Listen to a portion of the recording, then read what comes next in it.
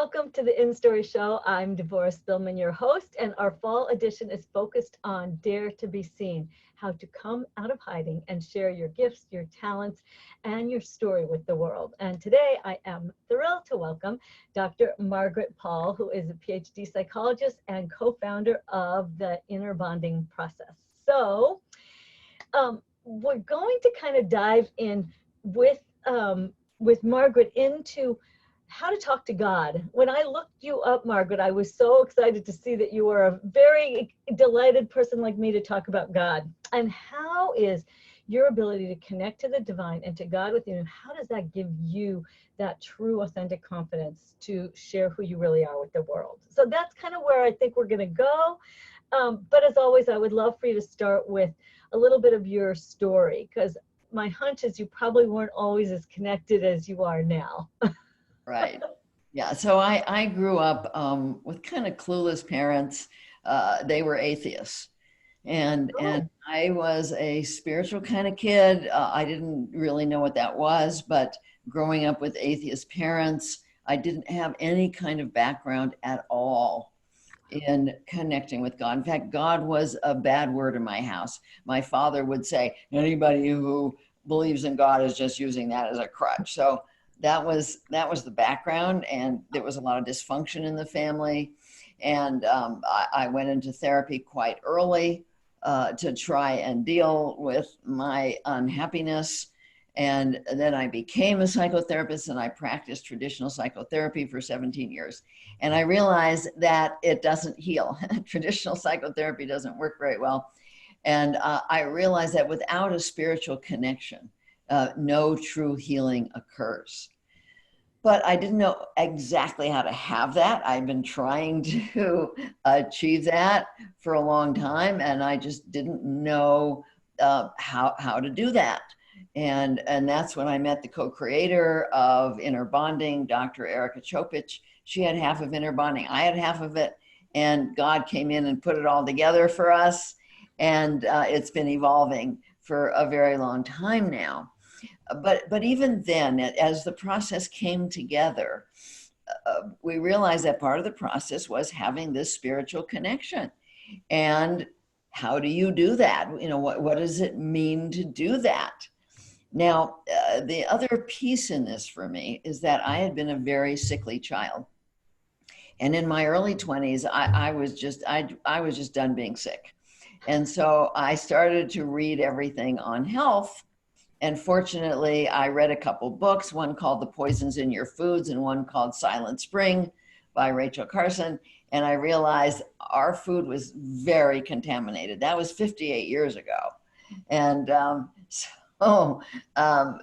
and I just turned 80. So I've been eating only good organic food for the last 58 years.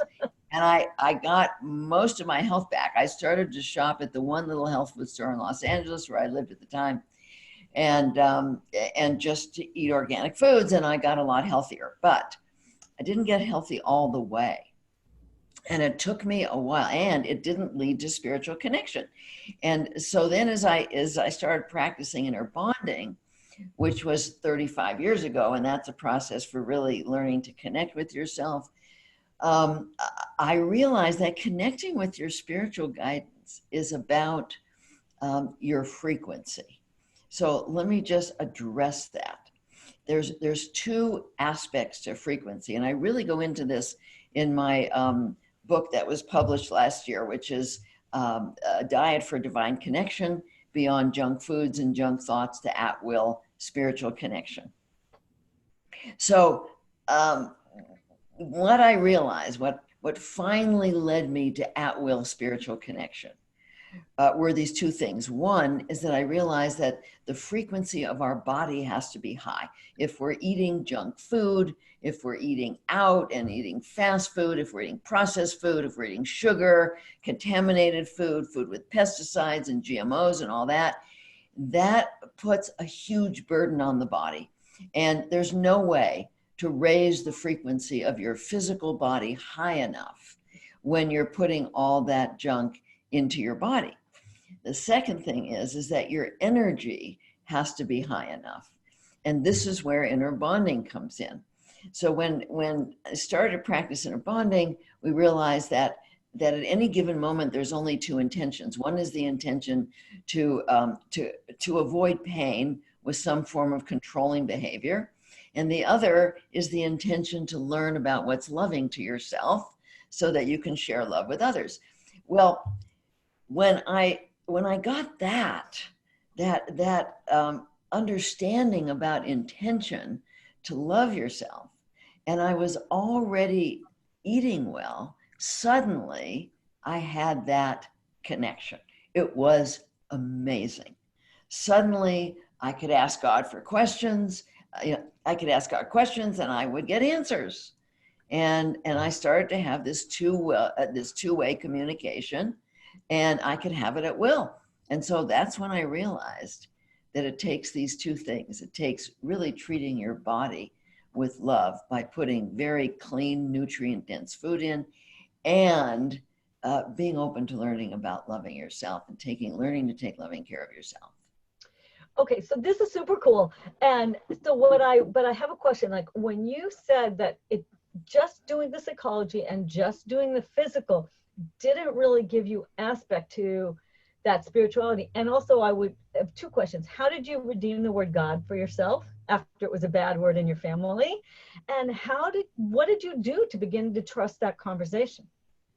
Yeah, so I mean, I started reading a lot of spiritual books and realizing, okay, we live in a universe of love, and I got away from the idea of God as a being, and for me, God became love. God became wisdom, peace, truth, joy, and that was great because I could have that experience of God being that for me. When I started to have this conversation, I did not trust it at the beginning. It took a lot of testing. And so I would ask a question and I would get an answer. And I would very deliberately sometimes do what I was being told to do and see what happened. And sometimes I would not do it and see what happened. And so this took a while of testing it out because it felt like I was making up these answers. You know, it felt like, I mean, it didn't feel like what I thought God was going to feel like or sound like. And so I had to test it out.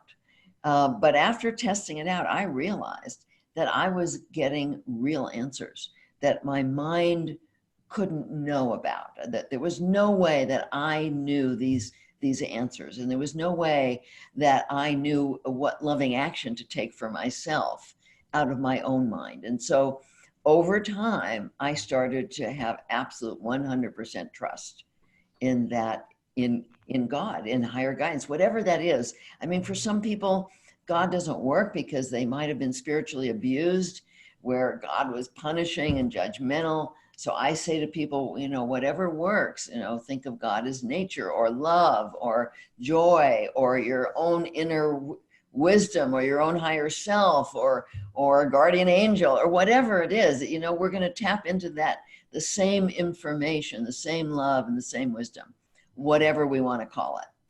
I so agree with you. In fact, in my process, I coined a term called spiritual imagination. And I loved I read something you wrote about that what you get through imagination turns out to be one of the ways of getting this very powerful information. That's right. So I would love to hear just a little bit more of that experience of learning to trust. I know you said you tested it, but give us a few more tips on how to do that. And then I know you said you have like a little process you can take us through, because what I see is a lot of people run into their old hurts, their old fears, their old doubts. Part of the theme is come out of hiding and dare to be seen.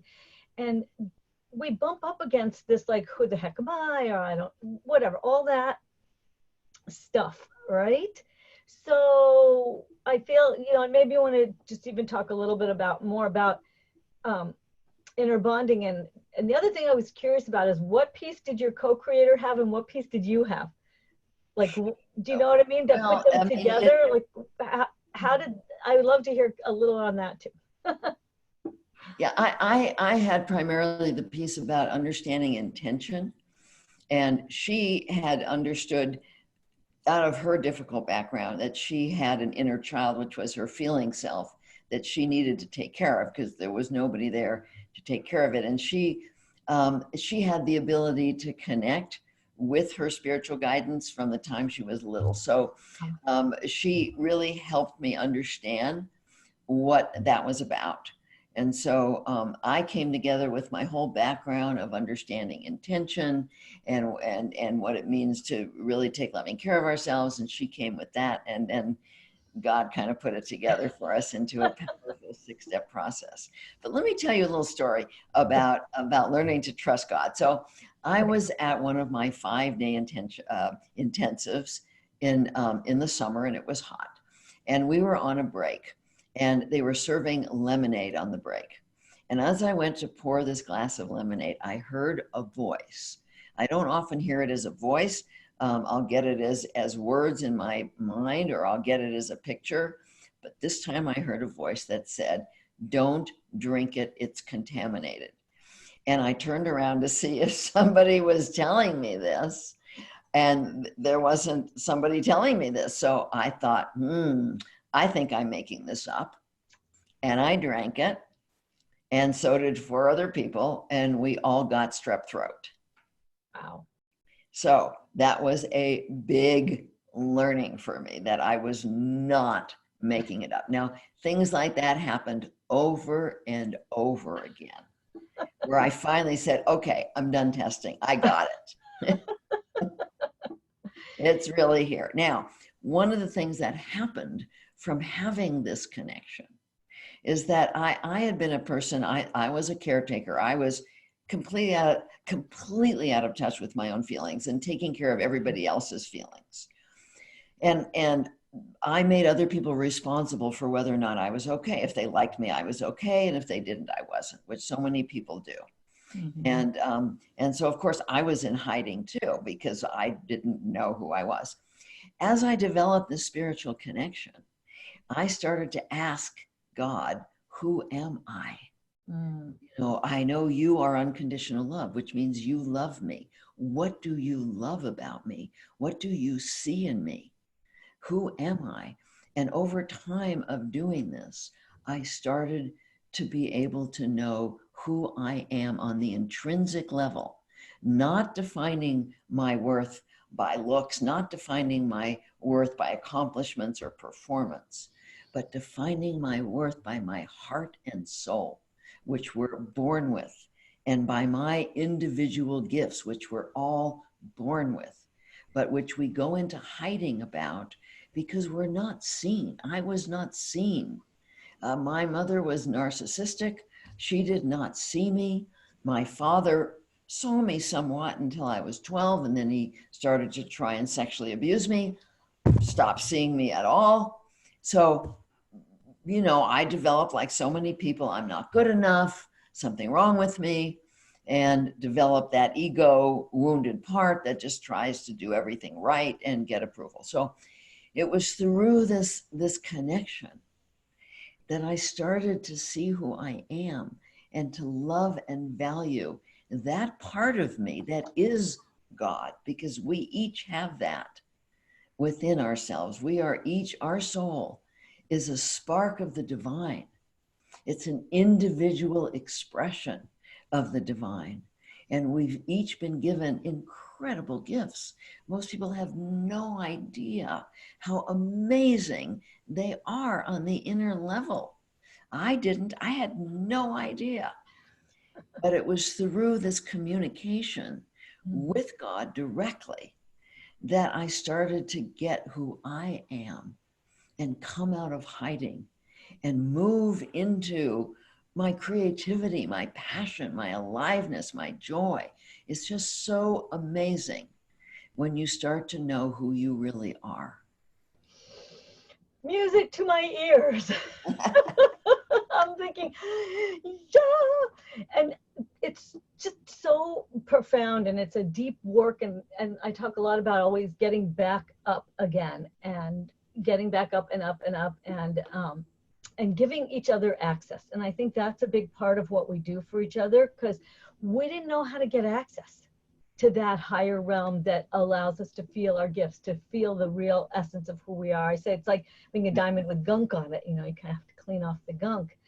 And so that is so much of my passion, is exactly what you're talking about. It makes me so happy. So, yeah, and so often, Devorah, when we grow up not being seen and we develop this ego wounded part of ourselves in order to try and have control over getting love and avoiding pain, which we had to do, it was our survival. We think that's who we are. And we don't know that we created that survival mechanism to survive, and we lost touch with our true self. And that's so sad. But here's the good news. You get to have it back. Yes, you get to have it back. You get to have it back. It's not too late. Look, you're really, seriously, you're 80 years old. Yeah, I'm 80 years old. You are a living, breathing inspiration, because nobody ever thinks you're 80 years old, right? No, they don't. They don't. They think I'm in my 50s or 60s. Right. So this is, I think, a great inspiration for everybody listening, is that when you really fill your body up and it become in alignment, like out of that resistant place, things start to feel better. We start to look better and feel better. Well, and that is what creates health. When we feed ourselves real, true, nutrient-dense food, and the rule of thumb is, if our grandmothers didn't eat it, great-grandmothers didn't eat it, don't eat it now. If they couldn't pronounce it, don't eat it now.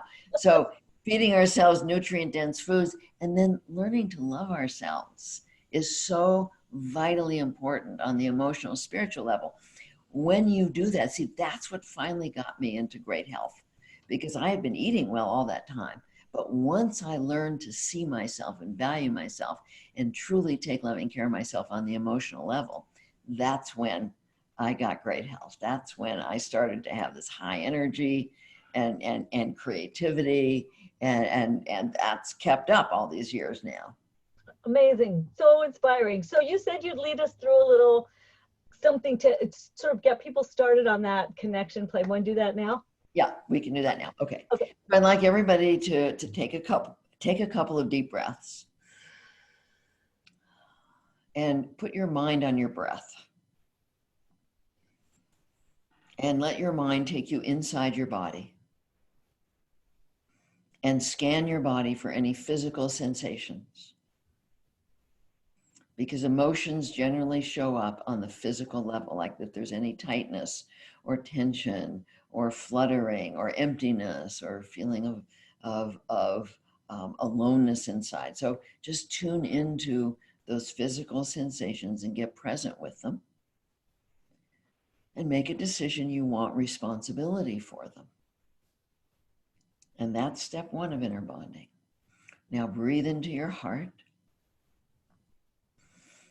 and make a decision that you want to learn about any way you're treating yourself that's not loving and what would be loving to you.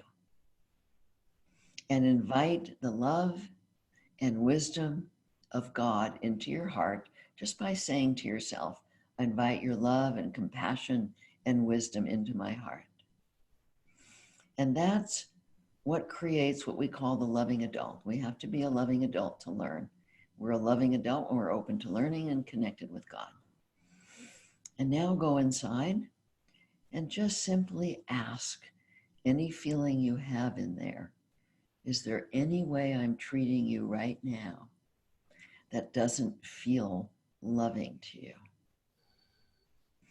And just go in.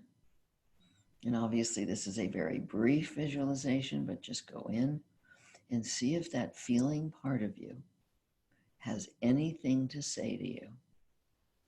It might say, you don't listen to me, you're not feeding me well, you're not standing up for me, you're giving me away to others to define. Could be all kinds of things. And you can continue this after the visualization. And now imagine your own higher self, your older, wiser self. Imagine you 100 years from now. That older, wiser self has a direct connection to the universe, to God, to all the information there is. Just imagine that you're in a beautiful place in nature with your older, wiser self, your higher self. And imagine that your little young child is with you in this beautiful place in nature.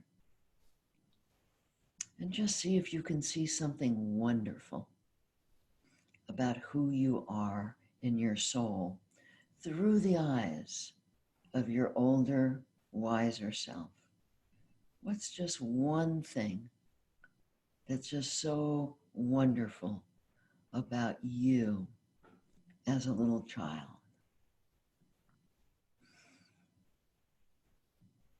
And ask your older, wiser self, what's one thing that you can do that will help this little child in you to start to feel loved by you? What's just one thing that you can start with?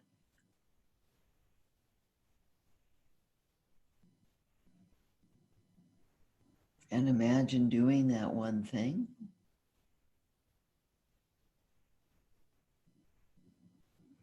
And tune in to how that would feel to you.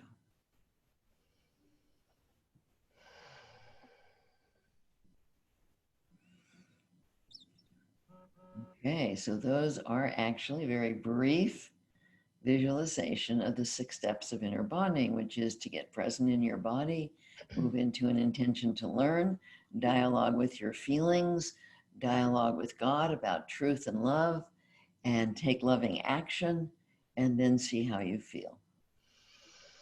What a great taste. You know, it can feel like the expansive potential of all of those steps and where it can go. And I feel, you know, it's lifted up my sense of shininess, you know.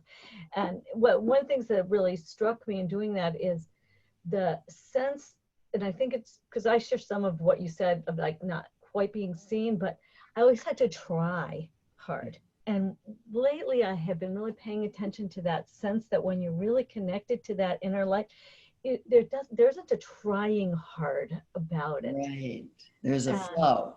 And there's like you naturally emanate something Right. that is loving and bright and shiny. And so I just re-got that same message. And often, you know, when we do things that are in this large sphere for everyone, it's kind of that message for everyone that you're bringing, that I feel, which is that you have this shiny part of you.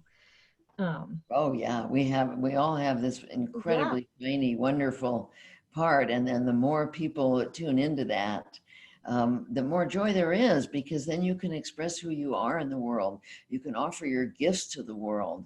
You don't have to be afraid that there's something wrong with you, because you know what a bright and shining light you are. Right, right. And so I'm always talking about how there are all of these tools.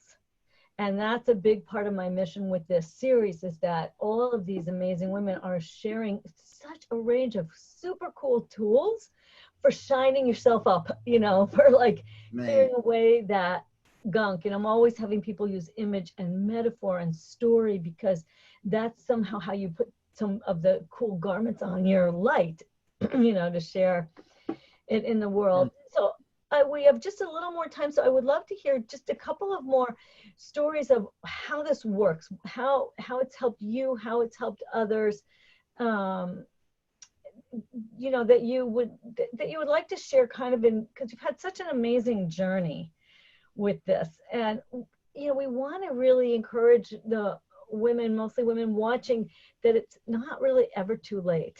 No, it's never too late.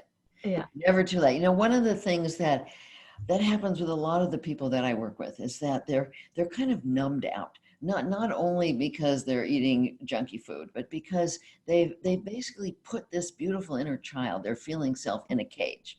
Because when they grew up, they were told, you know, quiet down, don't be so intense, what's the matter with you? You know, you have to be this way, you have to be perfect, people, you know, have to like you. And so they've got their feeling self in a cage. And then when they start to feel something intensely like anxiety or depression because they've been putting themselves in a cage, then they want to numb that out. They want to get rid of that, even though all of our feelings have vital information.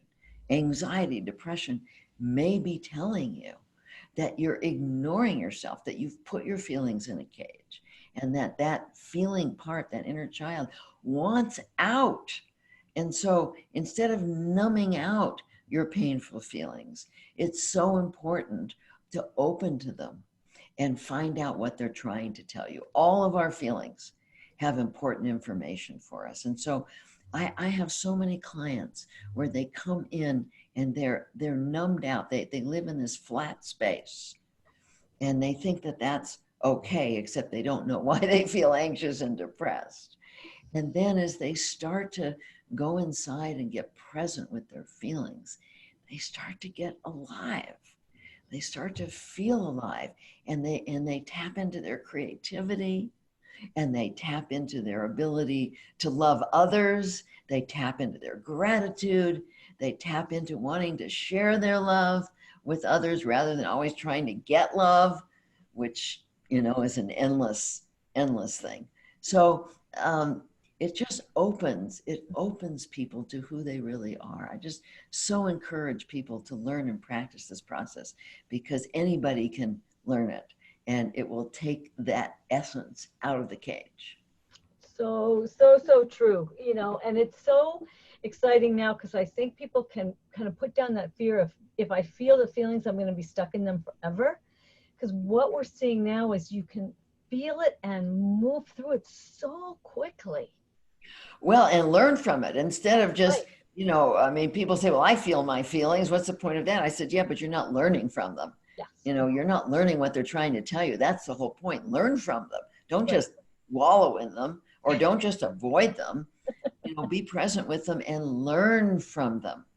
I call it having your inner baby monitor on, because if you have a baby and you want to be a good parent, you put a baby monitor on so you can hear when the baby starts to cry. Well, this is staying present in your body so that you know the moment you're not in peace, and that tells you there's something to attend to, there's something to learn. Love that so much. What a great, this is the learning, that sometimes these small shifts make such a huge difference. Right.